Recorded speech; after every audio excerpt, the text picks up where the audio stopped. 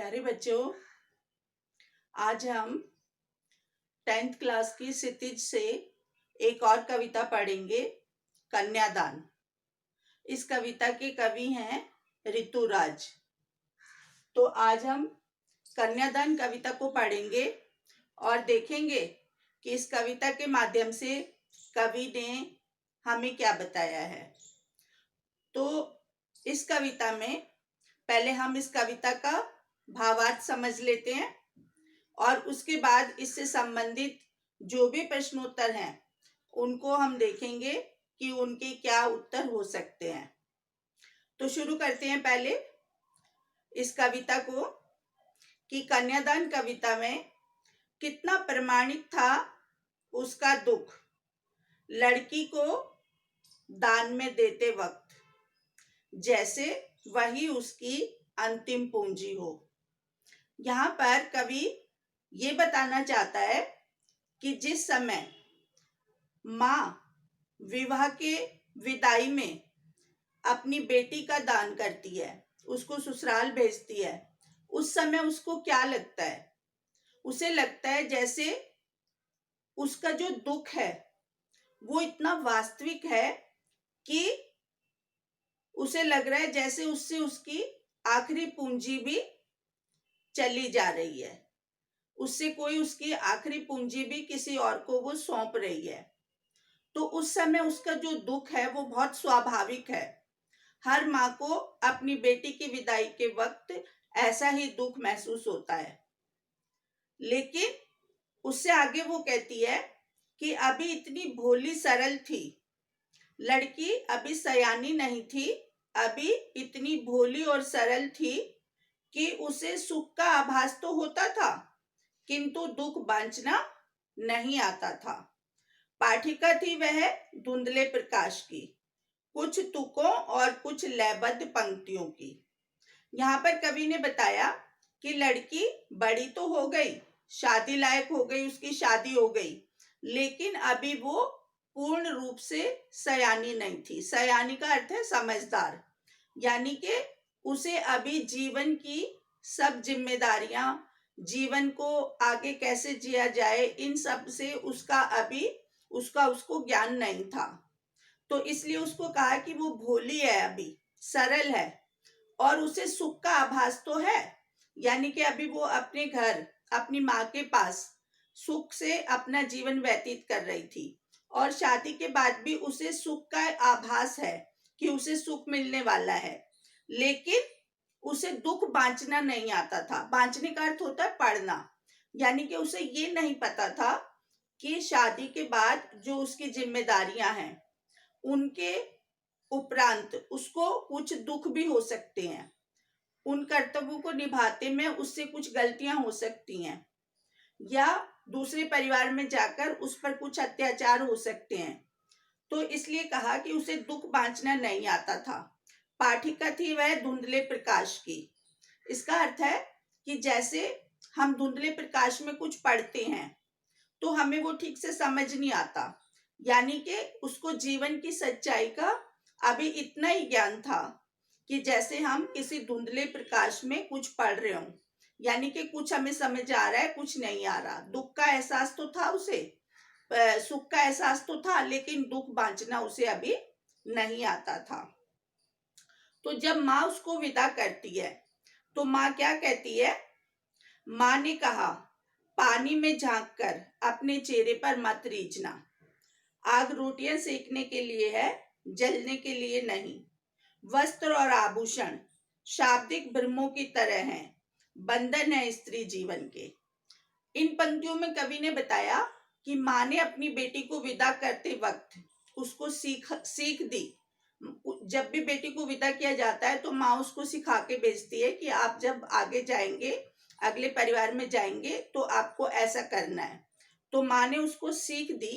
पहली सीख तो माँ ने यही दी कि तुम अपनी सुंदरता पर मत रीझना, मत इतराना उस पर।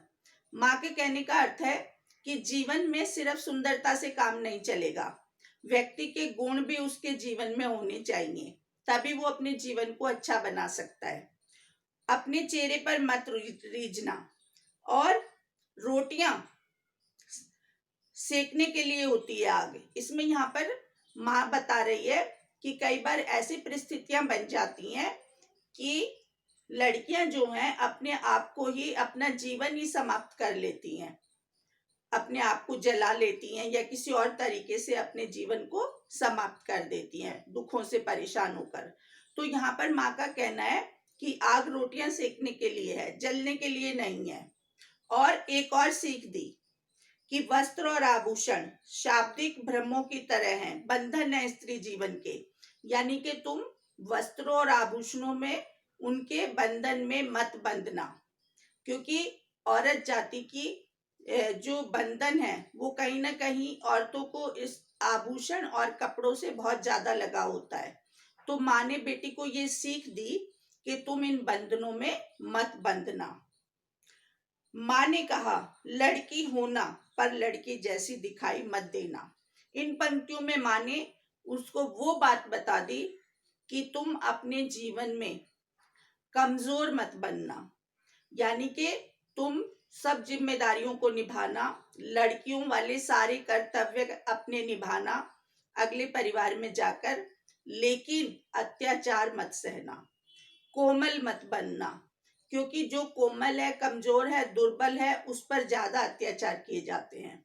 इसलिए माँ ने बेटी को ये सीख दी अंत में कि लड़की होना पर लड़की जैसी दिखाई मत देना, यानी कि कमजोर मत बनना और अन्याय के खिलाफ कभी भी झुकना मत, अत्याचार को मत सहना। तो ये था कविता का भावार्थ। अब इस कविता से संबंधित क्या क्या प्रश्न हो सकते हैं जो आपसे पूछे जा सकते हैं परीक्षा में, उन पर एक नजर डाल लेते हैं। मैंने उनके संभावित उत्तर भी आपको बताए हैं। आप अपने मन से भी कविता को समझने के बाद अपने मन से भी प्रश्नों को बनाकर लिख सकते हैं। तो मैंने थोड़ा आपको यहाँ पर बताने की कोशिश की कि क्या क्या प्रश्न हो सकते हैं और क्या क्या उनके उत्तर हो सकते हैं। कविता को समझने के बाद आपको स्वयं उनके आंसर देने चाहिए, अपनी भाषा में आप लिख सकते हैं। तो देखते हैं पहला क्वेश्चन यहाँ पर क्या है। आपके विचार से माँ ने ऐसा क्यों कहा कि लड़की होना पर लड़की जैसी मत दिखाई देना। इसका उत्तर है कि लड़की होकर अपने सारे कर्तव्यों को पूरा करना, यानी कि अगर उस पर जिम्मेवारियां आई हैं शादी के बाद तो उन कर्तव्यों को पूरा करना, परंतु अत्याचार का विरोध करना, अत्याचार को मत सहना। एक और क्वेश्चन है, माँ को अपनी बेटी अंतिम पूंजी क्यों लग रही थी। अंतिम पूंजी का मतलब होता है कि जो कुछ उसके पास था वो भी उससे जा रहा था। तो यहाँ पर इसका उत्तर है कि बेटी माँ के सबसे निकट होती है, यानी कि माँ और बेटी का संबंध ऐसा होता है कि माँ बेटी आपस में एक दूसरे के बहुत निकट होती हैं, सब बातें आपस में करती हैं और उसका सुख दुख का साथी होती है। यानी कि माँ की जो साथी होती है वो बेटी होती है। इसलिए माँ को लग रहा था उसके जाने पर कि जैसे उसकी अंतिम पूंजी भी उससे विदा हो रही है। माँ ने बेटी को क्या क्या सीख दी, क्या क्या सिखाया माँ ने बेटी को विदा करते वक्त।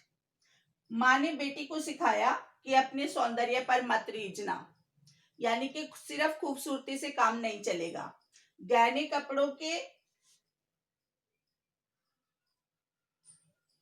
कपड़ों को अपनी कमजोरी मत बनाना, यानी कि इन बंधनों में मत बंधना। अपने आप को मजबूत बनाना और अपने जीवन को साहस के साथ जीना, मुसीबतों से मत घबराना।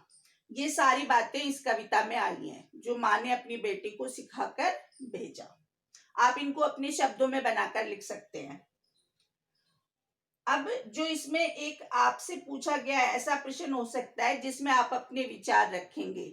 यहाँ पर मैंने कुल मिलाकर एक विचार आपके सामने रखे, आप इनको अपने शब्दों में बनाकर लिख सकते हैं।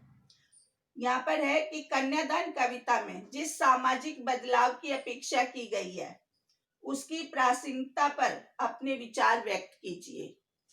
यानी कि यहाँ पर समाज में एक बदलाव लाने की कोशिश की है कवि ने।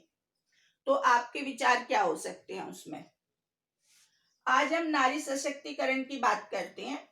लड़कियों को लड़कों के समान पढ़ाया व आत्मनिर्भर बनाया जाता है। वे भी हर क्षेत्र में आगे बढ़कर कार्य कर रही हैं, इसलिए उन्हें कमजोर न समझा जाए, उनके प्रति दुर्व्यवहार न किया जाए। आज उनका कार्य क्षेत्र घर की चार दीवारी तक सीमित नहीं है। वह अपने जीवन से जुड़े अहम विषयों पर स्वयं निर्णय ले सकती है। यानी कि आज की जो लड़कियां हैं वो शिक्षित भी हैं, समझदार भी हैं और वो घर और बाहर अपनी दोनों जिम्मेदारियों को अच्छे से निभा सकती हैं। तो आज के संदर्भ में ये कविता माँ ने जो सीख दी उससे थोड़ी सी भिन्न हो जाती है, लेकिन माँ ने भी अपनी बेटी को बेटी कमजोर ना बनाकर एक मजबूत बेटी की तरह उसको विदा किया कि वो अपने जीवन की जिम्मेदारियों को ठीक से निभाए और अपने आप को कमजोर ना समझे। तो ये था आपका लेसन कन्यादान कविता। आशा करती हूँ आपको समझ आई होगी और इससे संबंधित क्वेश्चन भी आपको ठीक से समझ आ गए होंगे। Okay, thank you.